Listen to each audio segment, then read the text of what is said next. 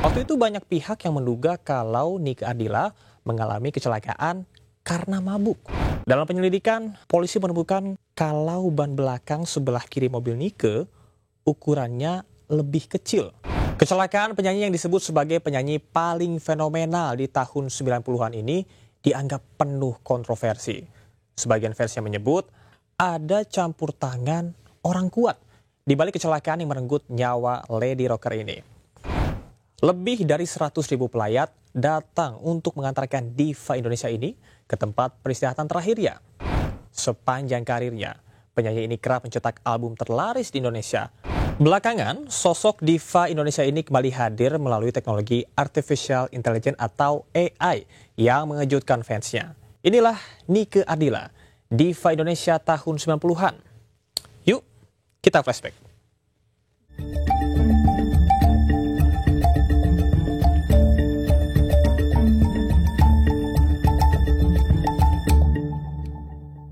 Maret 1995, sekitar jam 5.30 pagi, kecelakaan mobil mengejutkan warga Jalan R.E. Marta Dinata, Bandung. Sebuah mobil sedan dikendarai oleh seorang perempuan ringsek setelah menabrak pohon di depan kantor Nata Usaha Abadi dan terpental hingga menerbang beton tempat sampah di pinggir jalan. Jalan R.E. Marta Dinata yang awalnya sepi tiba-tiba berubah menjadi ramai. Apalagi setelah warga mengetahui bahwa perempuan yang mengalami kecelakaan adalah penyanyi idola mereka, Nike Ardila dan manajernya Sophie Atun alias Atun. Warga yang berdatangan ini langsung berusaha menolong Nike Ardila dan juga Atun. Mereka lalu melarikan kedua korban ke rumah sakit Hasan Sadikin Bandung.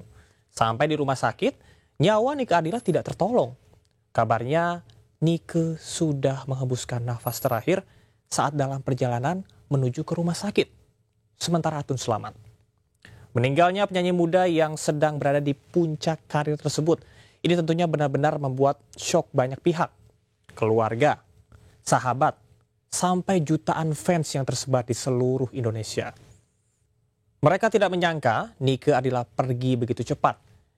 Ibunda Nike sampai pingsan saking kagetnya melihat anaknya seperti itu. Padahal semalam sebelumnya keduanya masih sempat bercengkrama saat Nike menjenguk ibunya di Bandung. Waktu itu Nike bahkan masih sempat untuk meminta maaf kepada ibunya. Beberapa hari setelah Nike Ardila meninggal, ribuan fans silih berganti berdatangan ke rumah orang tua Nike Ardila di Bandung. Rumah masa kecil Nike Ardila yang belakangan dijadikan sebagai museum. Tak berapa lama polisi turun tangan menyelidiki kecelakaan yang menyebabkan Nike Ardila kehilangan nyawa. Waktu itu banyak pihak yang menduga kalau Nike Ardila mengalami kecelakaan karena mabuk. Alasannya, sebelum kecelakaan terjadi, Nike Ardila pergi ke diskotik Polo di Bandung bersama dengan sejumlah temannya. Tapi tudingan itu tidak terbukti, karena beberapa saksi mengatakan ketika berada di dalam diskotik, Nike Ardila hanya memesan jus jeruk. Dan ini juga diperkuat dengan hasil otopsi yang menyatakan tidak ditemukan alkohol ataupun obat-obatan terlarang di tubuh Nike. Polisi juga mengorek keterangan dari Atun, yakni manajer Nike Ardila yang juga ikut bersama dalam mobil yang dikendarai oleh Nike Ardila sewaktu terjadi kecelakaan. Nah, menurut Atun, waktu itu Nike memang dalam keadaan capek dan lelah ya. Nah, di mana dia memaksakan untuk bisa mengendarai mobil meski tubuhnya kurang fit. Atun juga bercerita kalau Nike sering pulang larut malam, bahkan sampai dini hari. Karena selain sebagai penyanyi, Nike juga disibukkan dengan jadwal syuting sinetron. Di hari naas tersebut, mereka pulang dari diskotik Polo sekitar jam 5.30 pagi. Saat melintas di Jalan R.E. Marta Dinata, mereka terhalang mobil warna merah yang berjalan pelan di depan mereka. Nah, ketika Nike berusaha menyalip, tanpa diduga, ada mobil dari arah depan yang melaju kencang. Nike banting setir, membuat mobil oleng hingga terjadilah kecelakaan tragis tersebut. Dalam penyelidikan, polisi menemukan kalau ban belakang sebelah kiri mobil Nike ukurannya lebih kecil.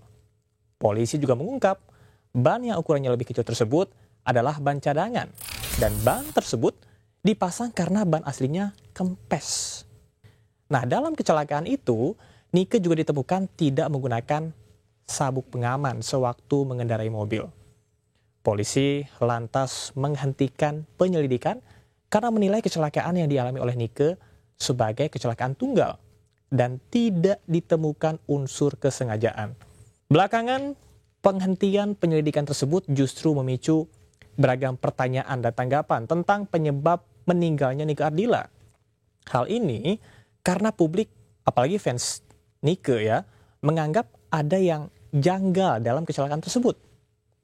Di antaranya adalah mobil merah yang berjalan pelan di depan mobil Nike dianggap sengaja mepet mobil Nike, sehingga Nike kehilangan space sewaktu akan menyalip mobil merah tersebut. Nah, ini juga ditambah dengan pernyataan beberapa warga yang melihat bahwa mobil merah yang dikendarai oleh seorang pria berambut cepak dan terlihat seolah-olah sengaja untuk berjalan sangat pelan. Meninggalnya Nike Ardilla waktu itu memang diiringi munculnya berbagai isu yang simpang siur, yang pada akhirnya tidak ada satu pihak pun yang bisa mengkonfirmasi kebenarannya. But anyway, buat kamu yang belum tahu siapa sosok Nike Ardilla, kita bakal flashback mulai dari karir awal seorang Nike Ardilla. Nah, nama asli dari Nike Ardilla adalah Raden Rara Nike Ratnadilla Kusnadi. Raden Rara yang disematkan pada namanya konon merupakan DNA keturunan bangsawan kerajaan Sunda Galuh. Nah, Nike lahir di Bandung, di Jawa Barat 27 Desember 1975. Sejak kecil, Nike sudah mengawali karir dengan mengikuti berbagai festival menyanyi di Bandung. Tahun 1987, saat Nike berumur 12 tahun, ibunya memboyong Nike Ardilla ke Himpunan Artis Penyanyi Musisi Indonesia, asuhan dari Jajat Paramore. Nah, di sana dia bertemu dengan Denny Kantong, guru menyanyinya, dan juga Denny Sabri yang kemudian menjadi manajernya. Nah, Denny Kantong dan juga Denny Sabri lalu memperkenalkan Nike Ardilla pada produser musik kondang, Dedi Dores. Di awal karirnya, Nike juga memakai nama panggung Niki Astrina. Ini karena dia mengidolakan Nicky Astria yang sudah terkenal lebih dulu sebagai lady rocker pada waktu itu. Nah, Dedi Dores juga membuat beberapa lagu untuk album pertama Nike, Seberkas Sinar. Album tersebut meledak dan juga terjual lebih dari 500.000 kopi. Tahun berikutnya, Nike juga merilis album keduanya, Bintang Kehidupan. Album ini lebih dahsyat lagi karena terjual hingga 2 juta kopi. Tahun-tahun berikutnya, Nike juga merilis album yang selalu jadi bestseller. Album rekaman terakhir Nike Ardilla adalah Sandiwara Cinta, bahkan terjual sampai 3 juta kopi. Nah, setelah sukses sebagai penyanyi, Nike juga merambah dunia film sama sinetron. Nah, dia tampil di sejumlah judul film bersama dengan sejumlah artis lainnya. Di antaranya adalah Didi Petet, ada Ida Iyasya, Rian Hidayat, hingga Slamet Raharjo. Awal tahun 1990-an, Nike Ardilla seperti rising star di semua lini panggung hiburan Indonesia. Ia bahkan mengalahkan sejumlah artis dan penyanyi kenamaan yang sudah lebih dulu populer. Nike sebelumnya beberapa kali menyabet album terlaris, mengungguli Nicky Astria dan Anggun. Nike Ardilla juga membintangi puluhan film box office pada saat itu. Bahkan film yang paling laris, Kabayan, yang sebelumnya dibintangi oleh Paramitha Rusady, peran utamanya digeser oleh Nike Ardilla.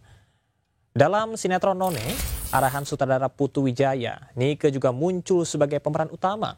Sementara Paramitha Rusady hanya tampil 2 kali sebagai bintang tamu. Waktu itu nama Nike seolah jadi jaminan.